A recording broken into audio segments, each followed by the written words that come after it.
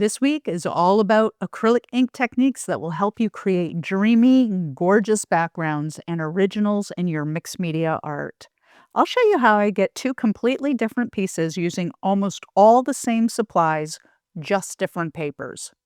Join me as I go step by step, pushing these acrylic inks to their limits and ending up with work that feels like it was meant to be. I'm Jackie Bernardi, and welcome to my studio. We're going to get started with the first of two experiments today, and this one is going to be using watercolor paper as our substrate. Now, the piece that I'm using is a large 18 by 24 piece of watercolor paper. It's 140 pound or 300 gram watercolor paper, and I am just laying down some water, some just plain water down on the watercolor paper. I'm not going all the way to the edges on any side because I want to contain the artwork within a specific area, sort of, and not have it go all the way to the edges.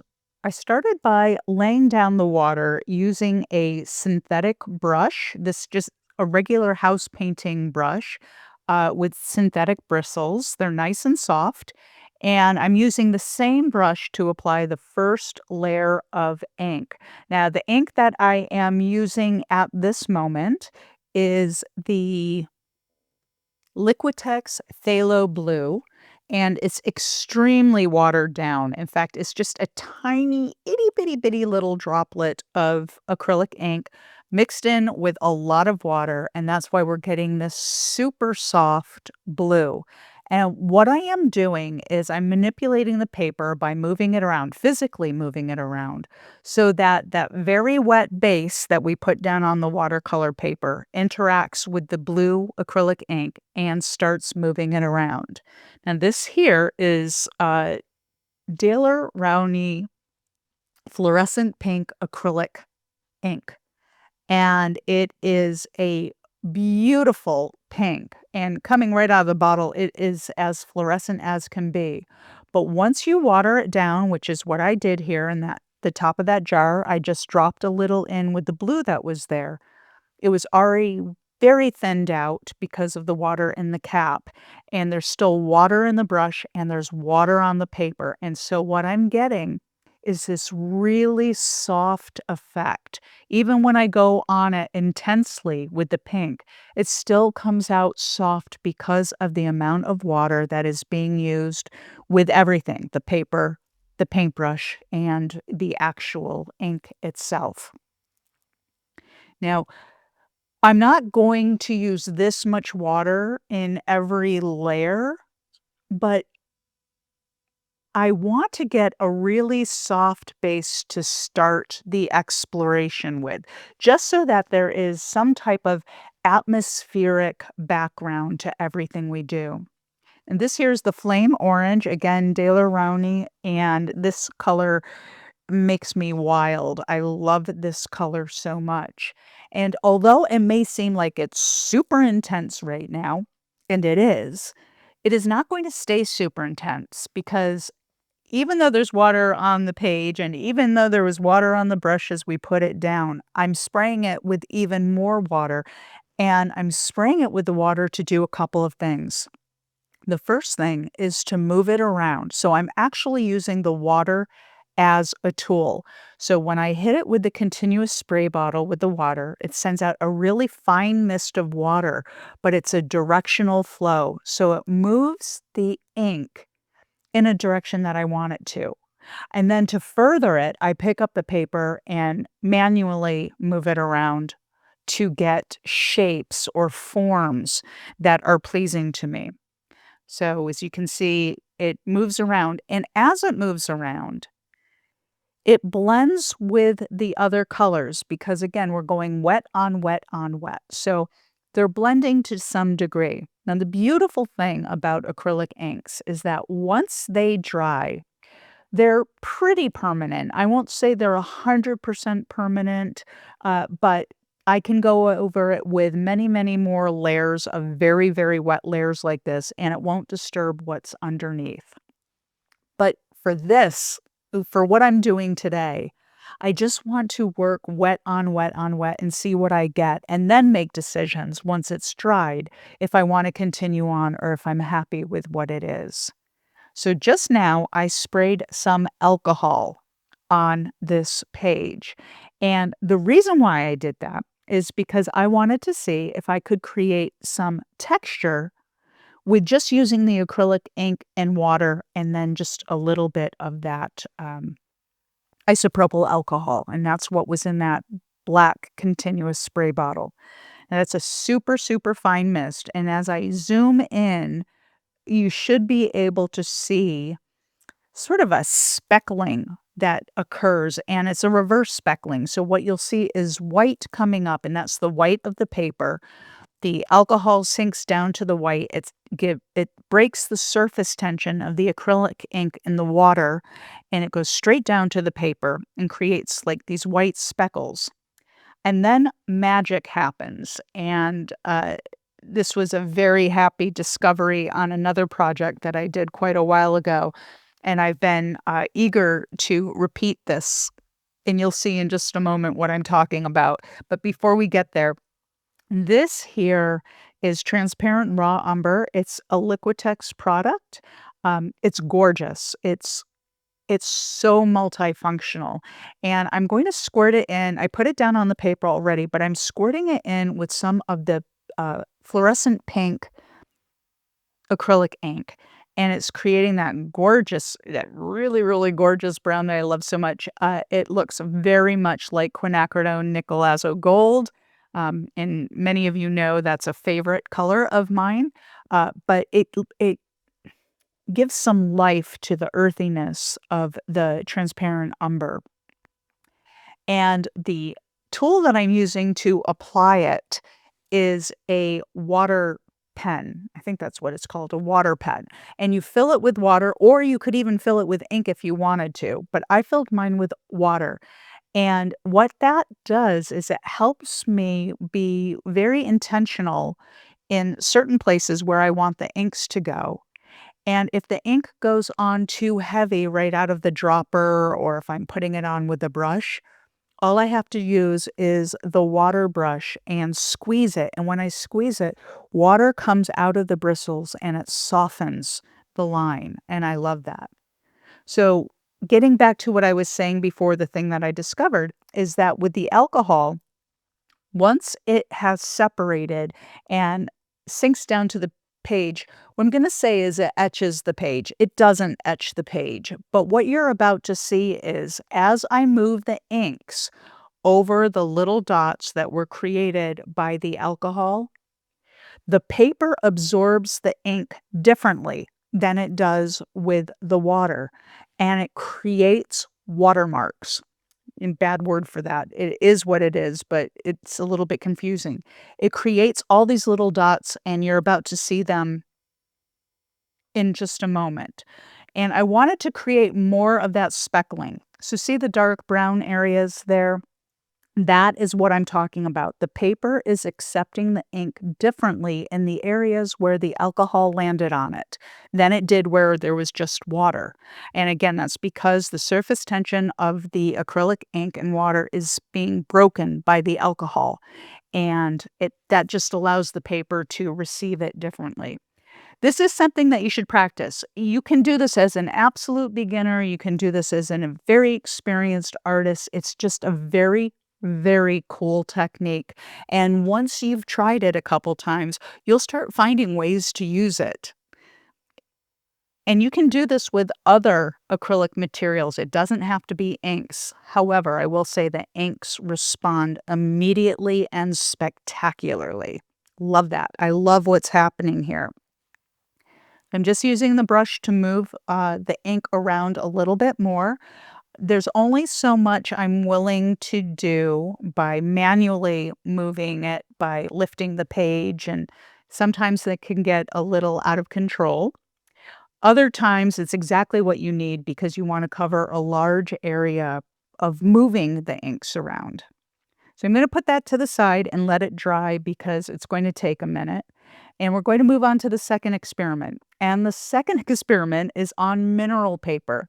Mineral paper, like Yupo, is very smooth and non-absorbent. It's not that it's non-absorbent, it's just it it takes a very, very, very long time for wetness to get absorbed, and it doesn't I don't know that it technically absorbs into the paper. It evaporates from the paper, leaving the color behind, but it's a very long process. So just know if you're going to use mineral paper or Yupo for these types of techniques, you have to build in sufficient drying time in between layers if you're going to do multiple layers. But even if you're just doing it all in one shot, just know you're going to need at least 24 hours of drying time. So I just put down the first layer, and that yellow that you're seeing is not yellow. It's actually a pearlescent gold, and that is another De La Roni ink. Those aren't the only inks that I use. It's just those are the colors I chose today, and some Liquitex. And this here is their portrait pink, and this is a more opaque type of acrylic ink. However, with the amount of water that I'm using all over this page, just like on the watercolor paper, it's going to thin out this portrait pink, and it won't be quite as opaque as it's reading now. Right now, it looks really opaque. Now, that weird wrinkling that you're seeing, that's my bad. What I did was I just laid this down on top of one of my gel plates just to hold the paper in place, which is something that I do frequently. But I didn't take into effect that I was going to be moving around the mineral paper, to manipulate how the ink spreads out. And so every time I pick up the gel plate, of course, is flexible. It starts moving around and it creates those sort of creases in the paper. I'm not going to worry about those now. We'll see how it goes. But just know it's probably not the best way to do it. Putting it in a tray of some type and moving it around would probably be the best idea. Here's more of that transparent raw umber. And I applied some of it using the dropper that comes with the bottle, and then I used that water pen again to move it around. Now, you may be noticing that there is a ton of movement on the mineral paper, and that is because it's not absorbing any of the water, so there's much more movement that you get out of these smooth synthetic type papers. Again, mineral paper is not technically synthetic, but it behaves like a synthetic paper. This here is a special mix that I made, and this color is so gorgeous, I can't stand it. It's a couple drops of the phthalo blue, a drop of the carbon black, and a drop of the transparent raw umber. And right now it just looks really dark, almost like black, right? The second I hit this with the water, oh God, look at that. I love it. Um, this is really a beautiful, beautiful color, and I love how it looks up against that portrait pink and the transparent raw umber. It's just sort of dreamy, and at this moment, it sort of looks like the makings of a geode, which might be kind of a fun project to try to do someday anyway. But just like with the watercolor paper, in this experiment, I'm moving it around, manually moving it around to get the water to move and shift the inks into new places. But the spray bottle is the primary source of moving this ink around, right? And I can't express how easy this is. You can't do this wrong. You really cannot. You just need to be mindful when working with the mineral paper, or if you're using Yupo paper, you have to be mindful that the ink is going to want to run a lot. And whereas on watercolor paper, you can kind of create a water surround that serves as, well, actually kind of a dam, right? And it helps to prevent the inks from running. With the mineral paper and the Yupo paper, that doesn't happen. the water and the inks will just run right outside of whatever edges you think you want. So either you're going to be fine with that, and normally I am, but I have this thing in my head today. So what I just did, what you saw me do there was take a blue shop towel and just wipe down the ink. Everything is so wet, and because it doesn't absorb into the paper right away, you have plenty of time to fix mistakes, and that is a great reason to use mineral paper for this, right? You can fix it. If you go outside the lines, if you're worried about going outside the lines, you can fix it. Oh god, these colors together are just making me crazy. This is more of that flame orange. The way this is all starting to come together is exciting. Now, what I'm trying to do here is I'm not actually, even though it looks like I'm being very intentional about the placement of these colors, I know that the second that I spray them, the second that I move this paper, they're going to shift around. That's not really what I'm trying to do here. What I'm doing with the water brush right now is breaking the tension between the different colors. So the pigment load is different in each one of these acrylic inks. And the weight of the pigment, the natural mineral that the pigment is made from, or the chemical one, is they all weigh differently. And so the way they behave with the water, each color acts differently. And some will act sort of as a dam, and some will flow beautifully. So I just used the water brush to make sure that everything would have the best chance of blending. Now, I'm going to put that away. That's going to take about 24 hours before I can do anything with it.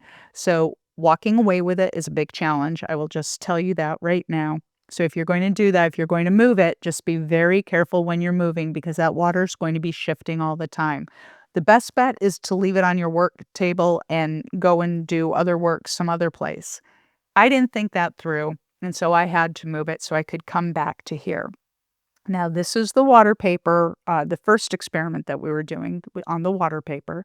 It's completely dry. It's about 7 hours later, and everything is 100% dry. There's no dampness left on this paper at all.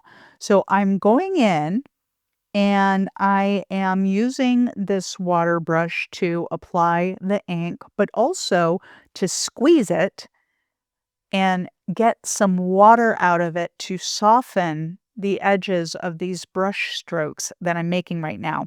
I don't really want anything to be brushy, but at this moment, I may change my mind, but at this moment, I don't want the paper quite as wet as I had it earlier.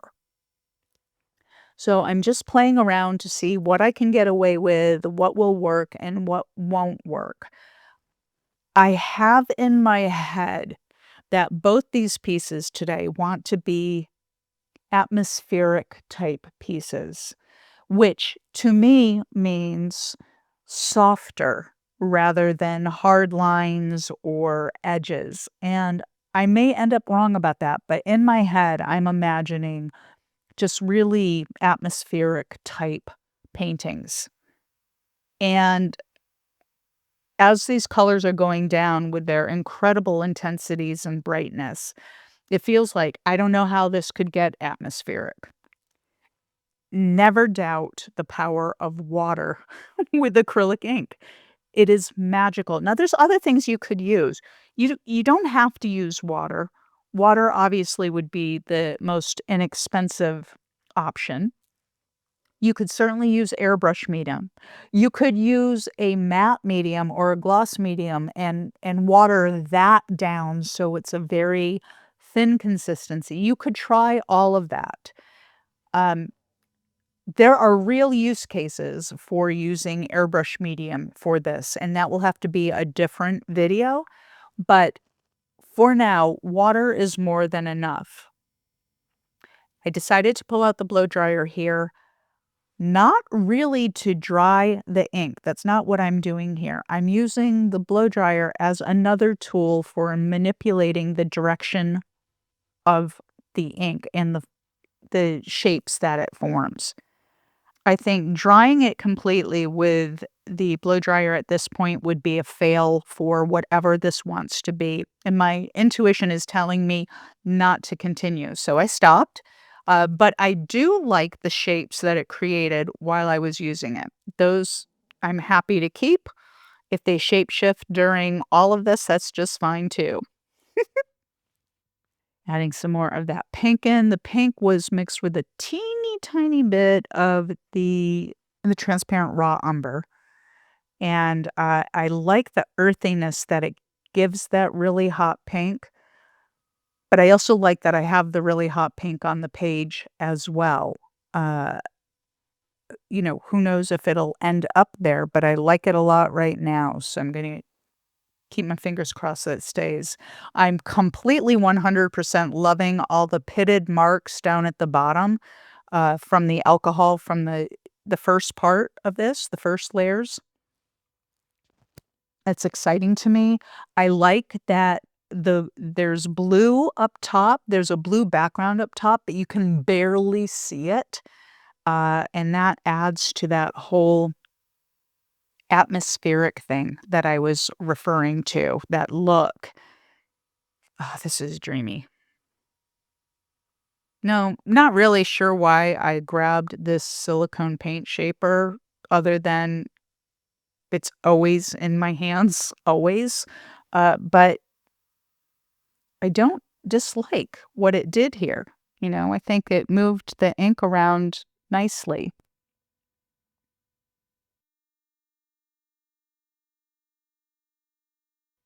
Yeah, I like the way that this is shaping up. And what I'm enjoying also is the freedom that I have with this water pen. So that orange stroke that I just put down there, that is intense, and I'm making it even more intense. And what I know is if it's too much, I can either use the water brush itself to dilute the intensity of the color, or I can go in with my continuous spray bottle and do the same thing, right? So working wet on wet like this allows you to not worry about the permanence. It gives you time to breathe and think through what you're doing, which is lovely. You just saw me a moment ago use a brush. I call it my brushy brush. It's a very, very soft-haired brush, um, and it's a beautiful blender. And so when there are marks that you make, like you dragged your knuckle through the paint or the ink, or you've done something that you don't love, you can go in with a brushy brush and just super gently feather out the lines so that they disappear. There are no hard lines anywhere on this piece. I don't wanna start making hard lines now. Like, I just love that this is so airy, I guess is what I wanna say, airy. And so again, using that brushy brush, there's a real name for that brush, I just don't know what it is. So I'm just gonna call it my brushy brush blending brush, all right? And I'll try to find I don't know if I can find that exact one, but I'll try to find one like it and put it in the description below. Now, my excitement about doing this today came from I did a class earlier this week in my open studio membership community, and it was all on acrylic inks. And I had so much fun doing it that I thought it would be a great idea to do this experiment on these two different papers with you all today. And I hope you're enjoying it because this has been really fun. The workshop itself was a little bit different than this. However, I did create an atmospheric type painting during that workshop as well. Love it. It's pretty addictive. I'll tell you, if you start doing this, you're probably going to want to do it all the time. And if you're afraid to use your acrylic inks because you don't know how, please just do this. Just grab a piece of paper today and start messing around with your acrylic inks. You're going to have a lot of fun with it, I promise you. So this is shaping up rather nicely. I don't know how much more I wanna do to this, to be honest. Um,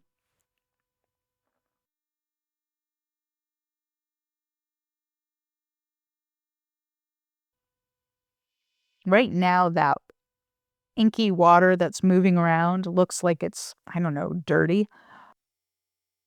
It's beautiful. I mean, it really is beautiful, and, sometimes the okay, you think I like it? Sometimes the camera doesn't capture the things the way that I see them, and which is really frustrating. Think this right here, what you're seeing is a fair representation of that color of that washy, I'm gonna call it dirty, inky water up top, and, wait till you see how it dries out. Oof. Alright, so it's 24 hours later. This is the experiment that we did on the, mineral paper, excuse me, and, the base of it was that pearlescent gold, and so that's that shininess that you're seeing there, and I'm trying to, oh god, I love that. That pearlescent gold is making all the other colors so brilliant and so luscious, and again, it's one of these things you have to see it in person to experience it exactly the way it is, but that was fun. Now this is the second ex or the first experiment technically, I guess, is the watercolor paper, and I'm so happy with it that I don't think I'm gonna do anything else with it in terms of adding more layers of the acrylic inks. I may go in and collage on this, I may go in and do other things, but right this minute, I am so happy with this as a background for something to come that I don't wanna mess with it. Now, if you're doing it at home, experiment, keep going, play with it, do all the things. I just think for right now, this is good. I hope you enjoyed this. This was a really, really fun day for me. If you have any questions, be sure to drop them in the comments below. Uh, if you liked it, give the video a like or subscribe to my channel. I'd love that. And this is what I'd watch next.